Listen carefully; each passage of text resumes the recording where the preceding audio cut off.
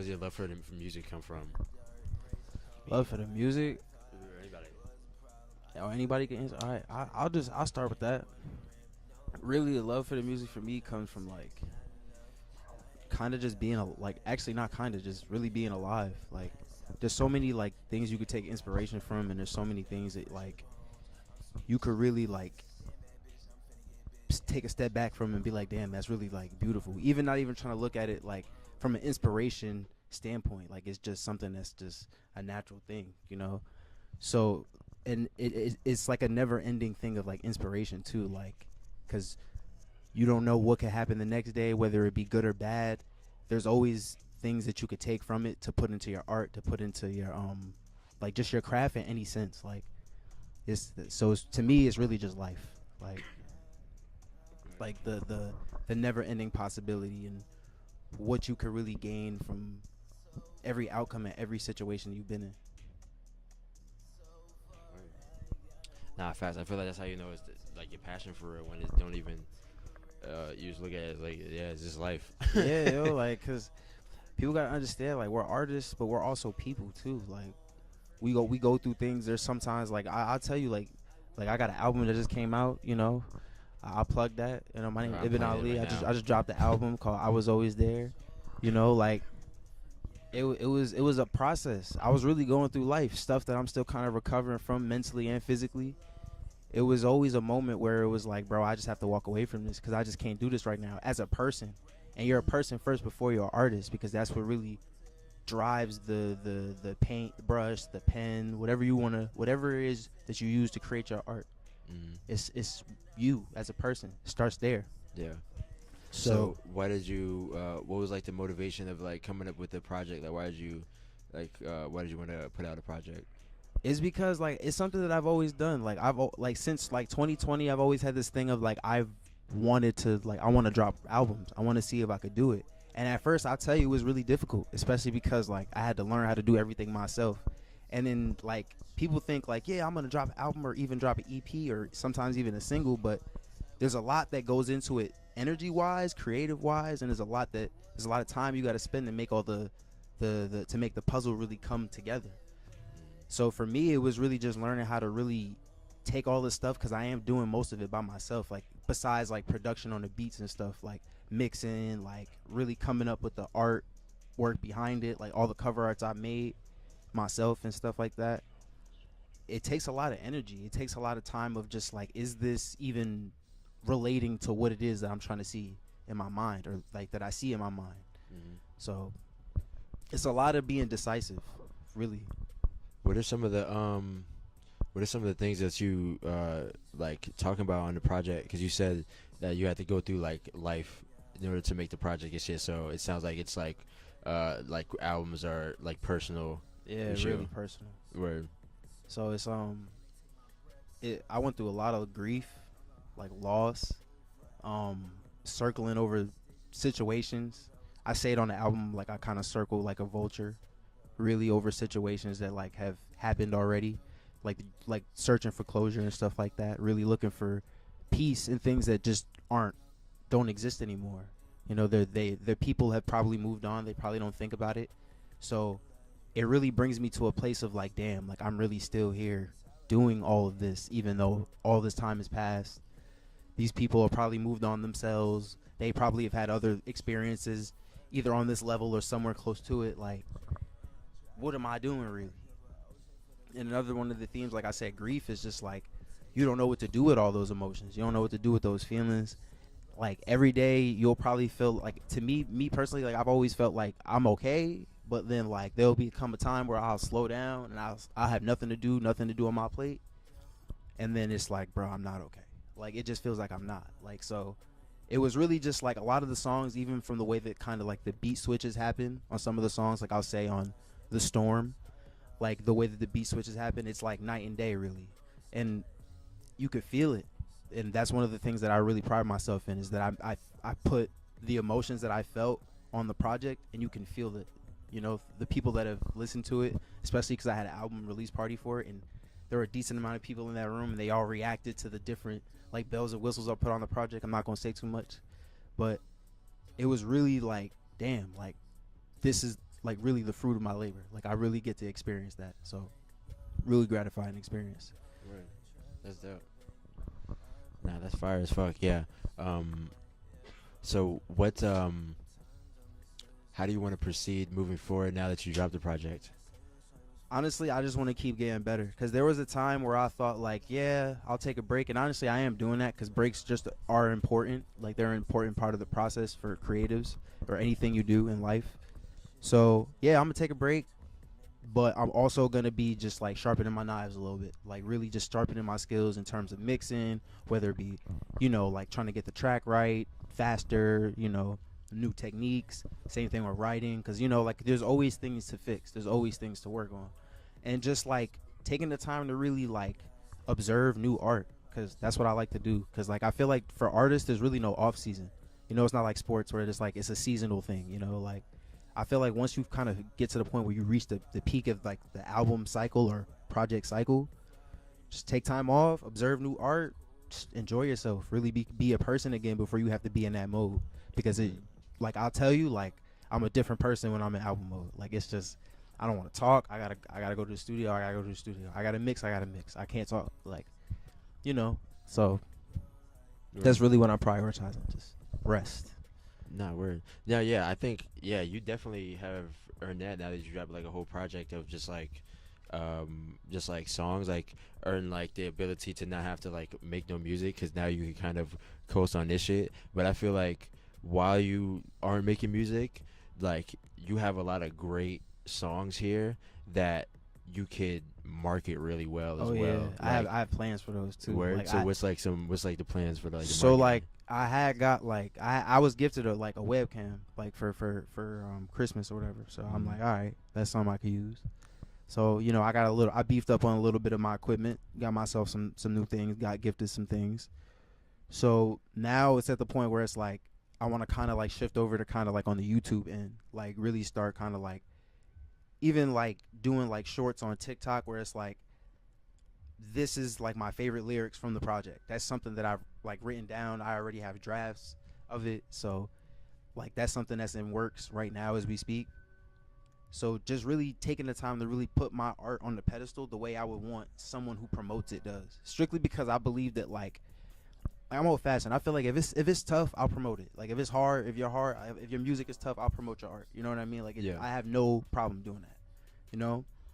So it's like a lot of the times like where you have to really go to a paywall and you got to pay somebody to promote your stuff, and it's just like it's finicky. You know what I mean? It's fickle. The one day the page may be good, one day the algorithm messes it up. A bunch of it's a list of things, laundry list of things. So to me, I just want to focus on that, really put my music out there so people on TikTok and other platforms, not just Instagram, mainly what I'm on, so they can see it, because I feel like this is going to benefit. It's only going to benefit me. Yeah. So these little things that I'm doing, like I said, like I'm resting, like I'm getting proper sleep, type shit.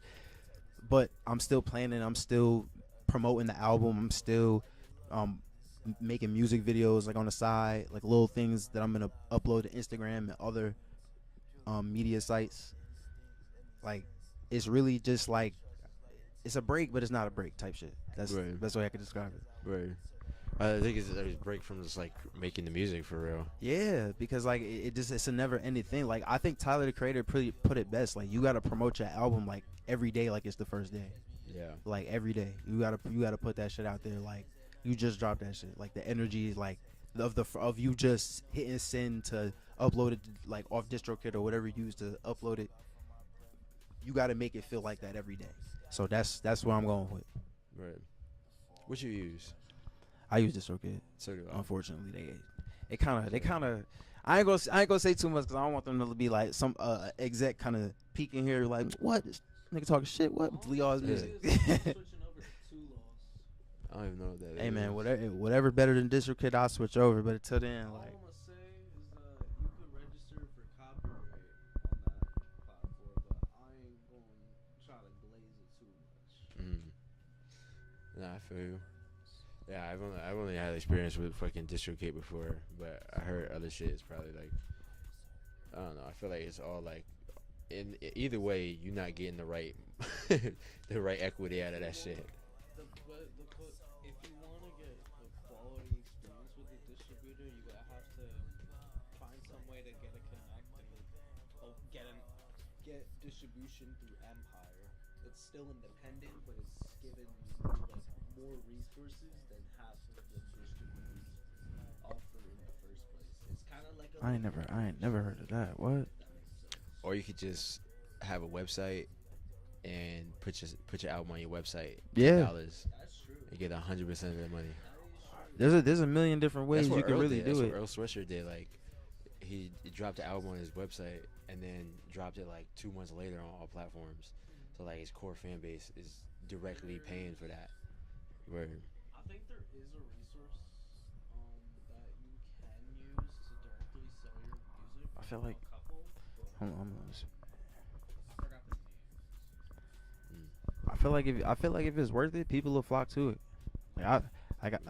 I'm not gonna lie. Like I'm seeing like a lot of like new buzz I haven't seen on SoundCloud that I've seen before. Like that I'm starting to see now. Like, cause usually like it'll be like Apple Music, Spotify. Like I'll get a shit ton of people like posting like the album and stuff like that. But it's like people I've never like don't follow me, never seen them before in my life, just commenting. So I'm like, damn, I'm reading all the comments like, oh shit, like it's kind of jumping in here. On SoundCloud? Yeah, Oh, shit. Then you had cracked the code on SoundCloud. Yeah, no, I don't know what it is. I think people have just like they really discovered like I think it has something to do with like this like new promotional thing they're doing too. Like they're like pushing like your music. They'll like play it after people like you know how like you'll get a song randomly after you've done listening to a single song, like a random ass song or whatever on SoundCloud. I think it's like something like that. So, but like people are sticking around and being like, hold up, this shit kind of hard. Like, Right. But So, not hey. facts. But I say definitely also dive into that end of it where you said like the explain the lyrics and like shit like that, or like even like I was telling like crew that shit too. Like even like having the content where you're performing a song and then have like text over it written to where like it's explaining like what it is. Does like multiple things like as people connect with you and like that's just an example of some shit, but like shit like that has people connect with the music as well as like hear it as well, similar to like you explaining it also, for real. So nah, that's just like facts. trying shit out for real. Oh no. Go ahead. Go ahead. I have something to add, but not right Oh, okay. Very good. But yeah, I wanted to see if you had any questions for good sir right here. I feel like I've been hogging the mic from Gab. Oh hell yeah! What you got for Hi. me, Gabba Lab? Oh my god, no, this is pressure. See, but if anything, that's the real shit. That's like the crazy shit. Everyone always thinks like, oh, Gabbo got all the fucking questions and hell no, Gabby choking the fuck up. Whoa, thank you. I really do appreciate all Chief the analyst gassing at me. UD. Put that People on your always resume. I have big imposter syndrome. I'm like, what the fuck do you mean? Like, people be like, oh, you're so good. What? Nah. I don't watch back my videos. I'm about I to don't say know. you gotta That shit's experience your crazy. vid. You gotta experience your art, bruh. You gotta experience your No, craft. nah. Yes, you have Just to. do that shit and never look back. Nah, Nah, I'm just kidding. Nah, you do. If anything, it's good to like study yourself. And, Yeah, yeah. And if anything, how have you learned from your past self? You know, how has Ibn Ali changed in this new album? Oh my compared to gosh, yo. Past Ibn Ali. I'm not gonna lie. There's a narrative that like I've had ever since like I think I'll say Void season 1. That's like I think the more recent, like more like kind of modern sound that I've like built for myself. So that every album since then has been a narrative, and I think VS2, like that's Void season 2. Like it's like to me, like before everyone was like that's your best shit, that's your best project, because every song in there slapped. Not to say that like you know VS1 didn't slap. It was just that I was kind of like coming into the sound. You could hear it. You could hear there's like a big shift. So I've like studied those albums and like what I needed to work on, because I feel like even this album to me isn't perfect. Like I listen back and I'm like, I could fix that on the next one. It's all right. Like it's all right. It's out. People like it. I like it. Most importantly, so just hearing the mistakes and being honest with myself, really like just really not trying to hide it, because I'll tell y'all this right now. Like I've had some nightmare shit happen, especially with this project, where it's like, bro, like you'll look at me like, bro, how the hell did you get this project out? Like I'm not even gonna lie to you. Like I uploaded the project to DistroKid and took it down like I think 7 times. 7 times. And that's because like I was listening back. I'm like, hold up, I don't like this mix. Take it down. Take the whole thing down. Let me read. And it'd be like 1 or 2 songs. And then it got to a point where I'm like, I don't like these 1 or 2 songs. And I'm like, bro, it's like 4 days. No, not even 4 days. It's like 5 days before the album release party. So I'm like, yeah, I gotta make some shake. So, you know, I was like, fuck it, I'm gonna just go to work and rewrite another song. And that's what I did. I ain't gonna lie to you, it was like maddening. Like every time I would sit down and really get into the swing of like really writing, like getting into the flow of the song, another person would walk through the door like, yeah, I need help with this, I need help with this. And it'd be slow for like I'll be flowing while I'm like while it's slow, and then in the middle of me getting there and like almost finishing it, like another person would come in. I got it done though, like, but it was like I had to be patient with myself. And then I went home and I recorded it, and then it took me like 2 extra days to really get it right. And that song ended up becoming I Think I Have a Curse. That was that song. So like, bro, like it was like getting that song right, and then getting it, like drafting it on the first try, then making a better draft than that on the first try. It was like, bro, like the pressure on, but I'm like, I'm handling it right. I'm handling how I'm supposed to handle it. So like really looking back on those mistakes, like I just don't go against my gut, because I knew I didn't like those songs. I knew those mistakes were like, I was gonna hate the mistakes and ended up doing it anyway. But I was like, nah, like I kind of do like it, but I should have listened to my gut and really just redid it from the beginning, so I wouldn't have to go through that. Like, you know what I mean? Like it's a cool story to tell, but at the same time, it's like, bro, I was really in there about to lose my shit if I get this song off. And it was mainly because it's like, bro, like I've been in this for I don't know how many years. You know, I should know better, you know? Like, so that was the standard that I held to myself, and I was like, nah, like ever since then, like now I'm just like, I got to make sure. I got to double, triple check if I like the song.